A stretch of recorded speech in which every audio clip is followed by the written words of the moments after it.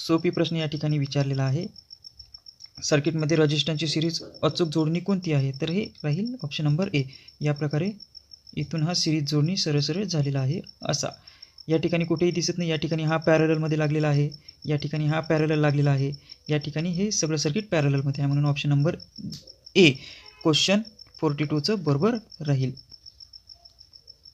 त्यानंतर या ठिकाणी 43 नंबर क्वेश्चन विचारलेला आहे की सिरीज सर्किटमध्ये एखादा रेझिस्टन्स ओपन झाल्यास, मगाशी शॉर्ट विचारलेला होता, आता जर एखादा रेझिस्टन्स सिरीज सर्किटमधून ओपन झाला तर काय होईल? तर हा इथून करंट वाहत आहे. एखादा रेझिस्टन्स इथून ओपन झाला, एखादा रेझिस्टन्स या ठिकाणी ओपन झाला तर काय होईल? इथून अजिबात करंट मूव्ह होणार नाही, समोर जाणार नाही, म्हणजे मुळीच करंट वाहणार नाही. ऑप्शन नंबर डी 43चं ॲन्सर राहील.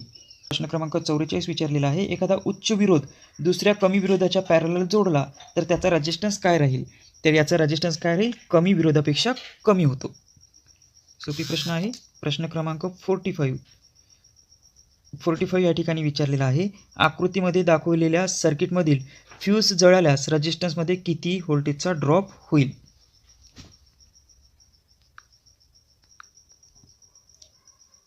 या ठिकाणी हा फ्यूज जळाला, फ्यूज ब्लो झाला तर काय होईल?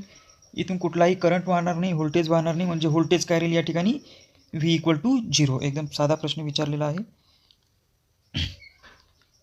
प्रश्न क्रमांक 46. 100 वॅट 100 व्होल्ट आणि 200 वॅट 200 व्होल्ट असे दोन लॅम्प 200 व्होल्ट सिरीजमध्ये जोडल्यास दोन्ही लॅम्पमधून वाहणारा करंट कसा राहील? तर करंट कसा राहील? सारखाच राहील, कारण सिरीजमधून वाहणारा करंट कसा असतो? तर सारखाच असतो. ठीक आहे. तर याचा आन्सर येईल ऑप्शन नंबर सी. कुठल्याही सिरीज सर्किटमध्ये करंट हा सेम असतो, व्होल्टेज ड्रॉप होतो, आणि कुठल्याही पॅरलल सर्किटमध्ये व्होल्टेज सेम होतो, त्याच्यामध्ये करंट डिवाइड होत असतात. हे लक्षात ठेवायचं. प्रश्न क्रमांक 48 या ठिकाणी विचारलेला आहे की 100 वॅट 250 व्होल्ट आणि 60 वॅट 250 व्होल्ट अशा दोन रेटिंगचे लॅम्प आहे, तर त्याचा रेझिस्टन्स कसा राहील? तर या ठिकाणी आपल्याकडे एक फॉर्म्युला आहे, P = V² / R. तर या ठिकाणी व्होल्टेज दोन्ही याचा सेम आहे, तर आपल्याकडे एक रिलेशन कुठलं उरलं? P = 1/R. तर ज्याचा पॉवर जास्त त्याचा रेझिस्टन्स कमी, आणि ज्याचा पॉवर कमी त्याचा रेझिस्टन्स जास्त. म्हणजे 100 वॅटचा जो रेझिस्टन्स आहे तो कसा राहील? जास्त राहील, आणि 60 वॅटचा जो रेझिस्टन्स आहे त्याचा रेझिस्टन्स कसा राहील? कमी राहील. तर यावरून आपल्याला इथे रिलेशन काय दिसत आहे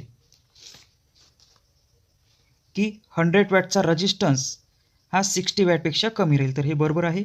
दोन्ही लॅम्पचा रेझिस्टन्स सारखाच राहील, हे चूक आहे. 100 वॅटचा रेझिस्टन्स 60 वॅटपेक्षा जास्त राहील, हा सुद्धा चूक आहे. आणि वरील सर्व, म्हणजे याचा आन्सर येईल ऑप्शन नंबर ए. एकदम सिंपल आहे, फक्त हे पॉवरचे काही फॉर्म्युले आहे, ते पॉवरचे फॉर्म्युले लक्षात ठेवायचे.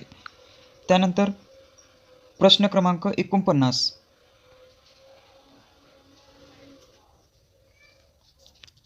या ठिकाणी विचारलेला आहे. मगाशी विचारला होता त्या ठिकाणी याचे ऑप्शन चुकीचे दिलेले होते. या ठिकाणी विचारलेला आहे पॅरलल सर्किटसाठी रेझिस्टन्स कोणत्या फॉर्म्युल्यानुसार काढता येईल? तर याचा ऑप्शन आहे option number C, 1/R = 1/R1 1/R2 + 1/R3, जिथपर्यंत जेवढे रेझिस्टन्स दिले असतील तोपर्यंत.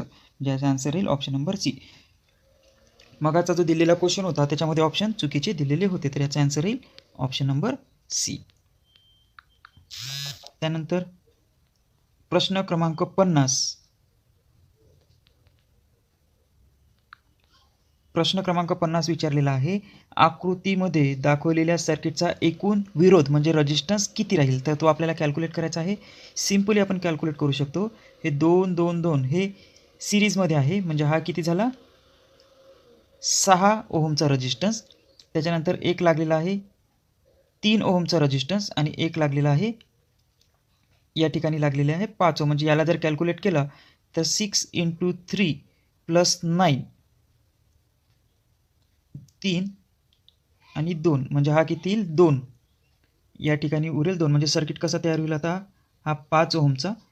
या सगळ्यांना आपण कॅल्क्युलेट केला तर हा उरला 2 ओहमचा, आणि पुन्हा या ठिकाणी 5 ओहमचा, म्हणजे 5 5 आणि 2, म्हणजे हे किती झाले? 12 ओहम. म्हणजे 50चं जे आन्सर आहे ते आन्सर राहील ऑप्शन नंबर बी, हे बरोबर उत्तर राहील.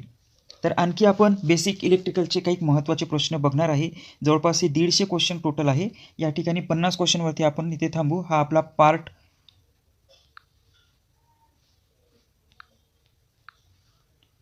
पार्ट 1 राहील. या ठिकाणी 50 क्वेश्चन आपण MCQ घेतलेले आहे आणि महत्त्वाचे प्रश्न आहे. अशा प्रकारचे प्रश्न जे आपली आता एक्झाम येणार आहे, महावितरण, महापारेषण, महानिर्मिती, रेल्वे, स्टेट लेवलच्या एक्झाम, इलेक्ट्रिसिटीच्या काही डिपार्टमेंटच्या एक्झाम, त्या सगळ्यामध्ये हे प्रश्न अत्यंत महत्त्वाचे आहे. तर या ठिकाणी आपण 50 क्वेश्चन बघितले basic इलेक्ट्रिकलचे.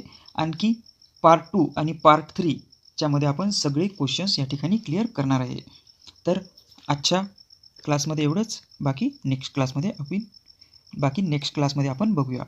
So thank you for watching this. See you next class.